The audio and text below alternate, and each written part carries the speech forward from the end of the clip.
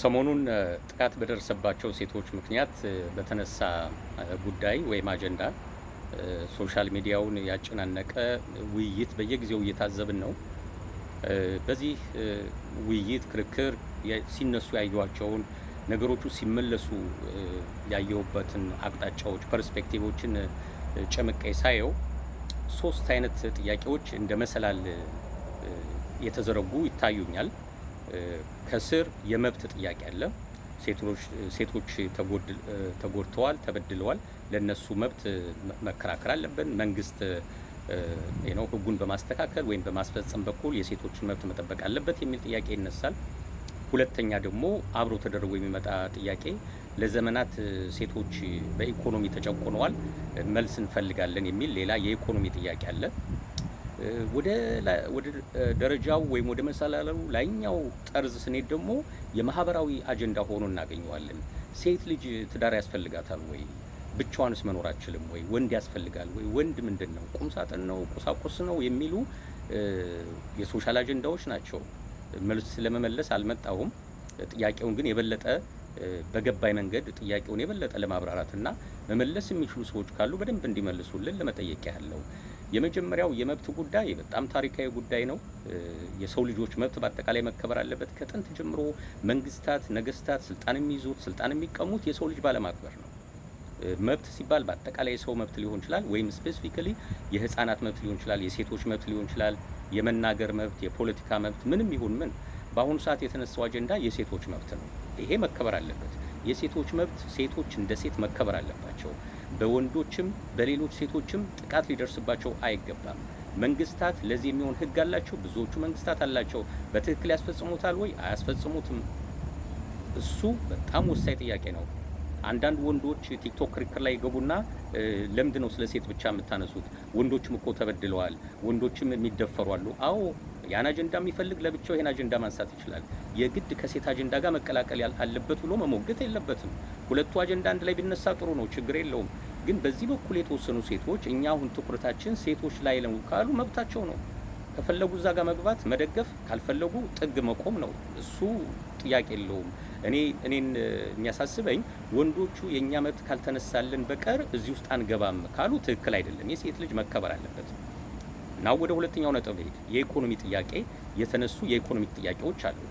በዚህ የኢኮኖሚክ ጥያቄ መሰረት በዚህ የኢኮኖሚክ ጥያቄ የተረዳሁት አንደኛው ነገር ሴቶች በተለይ ትዳር ውስጥ ያሉ እናቶች ልጆቻቸውን ለሚያሳድጉበት ይከፈላቸው የሚል ጥያቄ አብሮ ተቀላቅሎ ተነስቷል።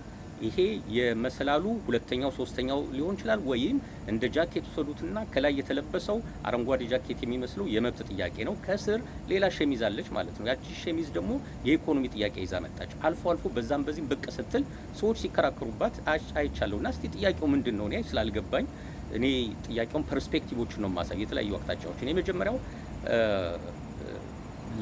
ለስንት ሰዓት ነው የሚከፈለው? ክፍያዎች ለሴቶች ለእናቶች ይከፈላቸው ከተባለ የሚከፈለው ለሙያቸው ነው። ለምሳሌ ልብስ ላጠቡበት፣ ልጅ ላሳደጉበት፣ ምግብ ለሰሩበት፣ ጦት ላጠቡበት ነው የሚከፈላቸው ወይስ ለሴትነታቸውም ጭምር አብረው ለተኙበትም ጭምር ነው የሚከፈላቸው? ፍቅር ለሰጡበት፣ ባሎቻቸውን ለሳሙበት ሁሉ ነው የሚከፈላቸው? ፍቅር ማለት ትዳር ማለት በጣም ሰፊ ነገር ነው በውስጡ ያለው። ልጆች ሲታመሙ ሆስፒታል ሄደው ማደር ሊሆን ይችላል። ለሱ ሁሉ ነው የሚከፈላቸው? ሲከፈላቸውስ በስንት ሰዓት ነው የሚከፈላቸው? በቀን ለ4 ሰዓት፣ በቀን ለ8 ሰዓት? 8 ሰዓት ተብሎ ሌሊት ህፃን ልጁ ከእንቅልፉ ከነቃና ጡት ካጠባችሁ ይከፈል ልትል ነው? ለቅዳሜና እሁድ ኦቨርታይም ልትጠይቅ ነው? ከአጠቃላይ የደሞዝ አከፋፈል ስርዓት ጋር ስንሄደው ይከፈሉ የሚባለው ነገር ፕራክቲካሊ ሊከፈል የሚችል ነው ወይ? በኦቨርታይም በምናምን ለስንቱ ጉዳይ ነው የሚከፈለው? ሁለተኛ ማን ለማን ነው የሚከፍለው? እሺ ባል ይክፈል እንበል። አሁን አጀንዳው ላይ ያለው ባል መክፈል አለበት ነው እንግዲህ በአንዳንድ ሰዎች እየተነሳ ያለው። ኦኬ ባል እንዴት ነው የሚከፍለው? ለምሳሌ 70 ሺህ ብር ደሞዝ አለው እንበል ባል በአመት። በአሜሪካ ካየነው $70,000 የሚባለው ሚስት ቅድም ባየነው መሰረት ለምሳሌ ለ4 ሰዓት ብቻ ይከፈላት ቢባልና $20 በሰዓት ቢከፈላት 29200 በአመት ትጠይቃለች። 8 ሰዓት ነው በቀን የሚከፈለኝ $20 ብትል $58,000 አካባቢ ትጠይቃለች። ለ24 ሰዓት ነው ሊከፈለኝ የሚገባው ብትል $175,000 ልጠይቅ ነው። ስለዚህ ባል 70 እና 80 ሺህ ብር አግኝቶ 170 ሺህ ብር ክፈለኝ ከተባለ እዳ አለበት ማለት ነው። በየአመቱ የ80 ሺህ ብር እዳ አለበት ማለት ነው። እንዴት ነው እሱን እዳ የሚያወራርደው? ባልስ መጠየቅ ይችላል ክፍያ?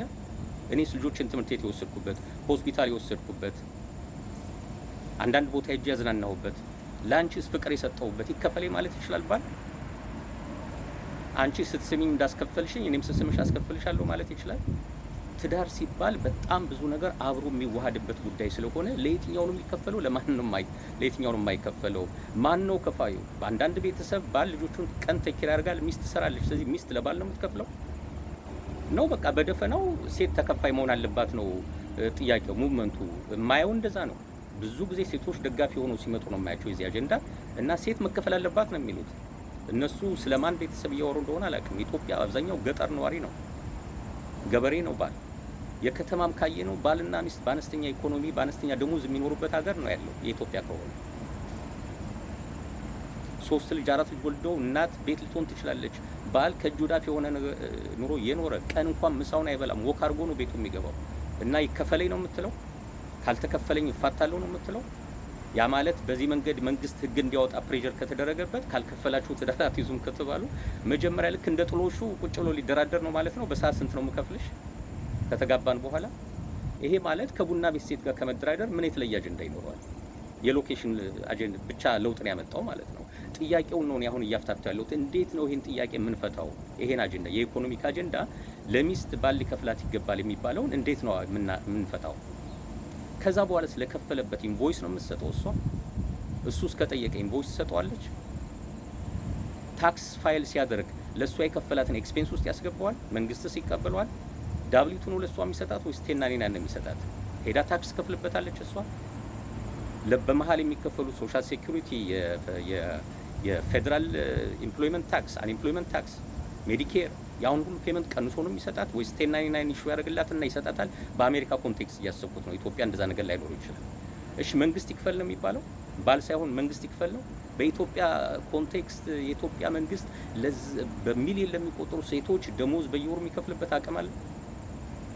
መጀመሪያ ሊፈጸም የማይችል ጥያቄ አንድ ሰው ኔጎሽዬሽን ላይ ይዞ የሚመጣ ከሆነ ለመደራደር ፈቃደኛ አይደለም ማለት ነው። ፕራክቲካሊ ባለው የኢኮኖሚ ሁኔታ እና እንደ አሰራር በህጉም በሶሻል ሴኩሪቲ አሰራር ፍሬምወርክ በሌለበት ሁኔታ ሊፈጸም በማይችል ሁኔታ የቤተሰብ ግጭት ከመፍጠር ያለፈ ምንም ውጤት የሌለው አጀንዳ ይመስለኛል። የኔ ግምት ነው። እስቲ ጥያቄው ምንድነው? ይከፈላት ሲባል እንዴት ነው የሚከፍላት? ማን ለማን ነው የሚከፍለው? እሺ ልጅ ላሳደጉበት ብቻ ነው? አያቶቻችንን ስለተንከባከቡበት ክፍያ እንጠይቃለን? መንግስትስ ገንዘቡን ከየት ነው የሚያመጣው? ለነዚህ ሰዎች የሚከፍለው ያው ታክስ ነው የሚጭነው ማለት ነው። ስለዚህ ሁሉም መልሰው ታክስ ሊከፍሉ ነው ለመንግስት። ዋናውን የኢኮኖሚ አጀንዳ ሴቶች የኢኮኖሚ ችግር አለባቸው፣ ለጥሮታቸው በቂ ገንዘብ አልተቀመጠላቸውም፣ ልጅ ሲያሳድጉ ከወንድ እኩል መብት የላቸውም፣ ተመሳሳይ ስራ እየሰሩ አነስተኛ ደሞዝ ነው የሚከፈላቸው። እነዚህ እውነተኛ ፋክቶች ናቸው። እነዚህ እንዴት ነው ሪዞልቭ የምናደርጋቸው የሚለውን ሪሰርች ቤዝድ የሆነ ጥያቄ ከማቅረብ ይልቅ ሊፈጽሙ ወደማይችሉ ሰዎች ጥያቄውን እየገፉ ወደ ባሎች ማለት ነው ለሚስቶቻችሁ ክፈሉ፣ ልጆቻችሁን ላሳደጉበት፣ ቤት ውስጥ ምግብ ለሰሩበት፣ ትንሽ ቆይቶ ፍቅር ለሰሩበት ሁሉ ክፈሏቸው ወደሚል የማይፈጸም አጀንዳ የሚሄዱት ወደ ሶስተኛው ሸሚዝ ለመሄድ ነው፣ ወደ ሶስተኛው መሰላል which is ሶሻል አጀንዳ። በዚህ ሶሻል አጀንዳ የሚፈለገው ትዳር ምን ጥቅም አለው ወደሚለው ነው። በቃ እኛ ወንድ ምንድነው ቁሳቁስ ነው፣ ቁምሳጥን ነው ምናምን እያሉ እንደሚቀልዱት ማለት ነው። ወንድ አያስፈልግም፣ ሴትና ሴት መጋባት እንችላለን ወደሚሉት ወደ ሶስተኛው አጀንዳ ሊሄዱት ነው። ይሄ ደግሞ የነሱ አጀንዳ አይደለም። 1950ዎቹ በፊት አሜሪካ የሴቶች መብት በደንብ የጎላበት ሴቶች ፖለቲካ ተሳትፎ እንኳን ያልነበራቸው ጊዜ ነበር።